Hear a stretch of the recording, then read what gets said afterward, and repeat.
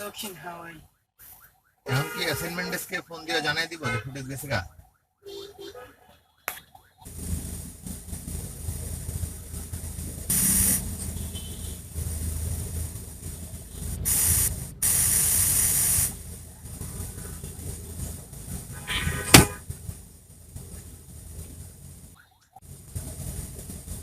প্রাপ্ত যে তথ্য সেগুলো তো এই রিপোর্টের ভিত্তিতে।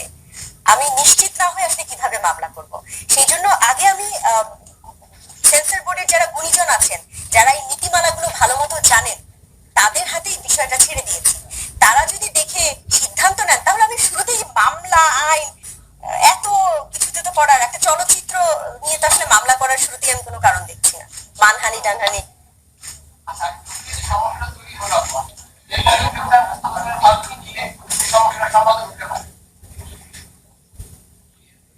কেউ যদি হুমায়ুন আহমেদকে নিয়ে একটি ছবি বানান, তার সর্বপ্রথম হুমায়ুন আহমেদকে ভালো মতো জানা উচিত ছিল। তিনি হুমায়ুন আহমেদ সম্বন্ধে জানেনই না, সুতরাং তার শুরুটাই আসলে আমার কাছে মনে হয়েছে ঠিক হয়নি। হ্যাঁ, তারপরেও আজ থেকে 100 বছর পর যারা হুমায়ুন আহমেদকে দেখেননি, তারা কি হুমায়ুন আহমেদকে নিয়ে ছবি বানাবেন? অবশ্যই বানাবেন, কিন্তু সেই বিষয়তেও যথেষ্ট গবেষণার প্রয়োজন আছে। বারবার বলছি, সেই গবেষণাটা যদি উনি করতেন এবং সেই গবেষণা করবার জন্য হুমায়ুন আহমেদের বইগুলো, যে অংশগুলো হুমায়ুন আহমেদ নিজের জীবন সম্বন্ধে লিখছেন, সেগুলো যদি আসতো, পরিবারের সাথে একটা অনুমতি, এটা একটা এথিক্যাল ব্যাপার, মানে এইটুকুন এথিক্স আশা করি আমরা একজন নির্মাতার কাছে।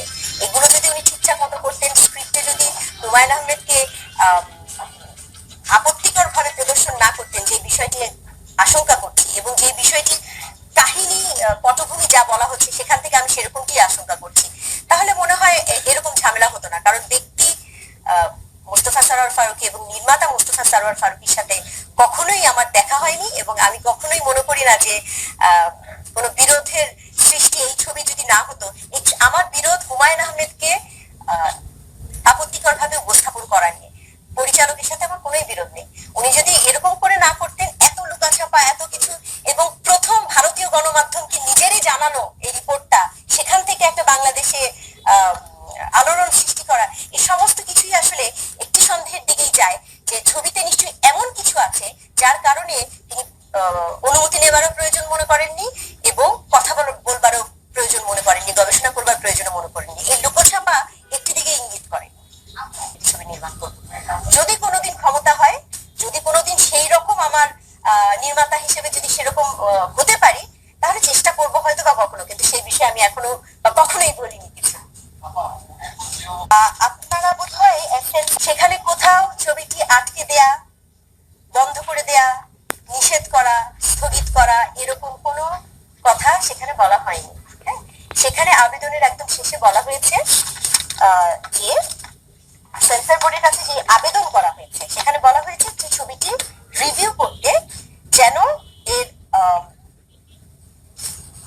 হুমায়ুন আহমেদের চরিত্রটিকে বা লেখক হুমায়ুন আহমেদকে কোনোভাবে যেন আপত্তিকর ভাবে উপস্থাপন না করা হয়, সেই বিষয়গুলো বিবেচনা করে যেন ছবিটি রিভিউ করা হয়, এবং যদি আপত্তিকর অফেন্সিভ কিছু যদি থেকে থাকে, সেগুলো যেন পরিশোধন, পরিমার্জন করেই যেন ছবিটি মুক্তি পায়। সেখানে যদি এমন হয় যে দুটি সিকোয়েন্স, দুটি দৃশ্য বাদ দিলেই এটা হয়ে যাবে, আমার কোনো অসুবিধা নেই।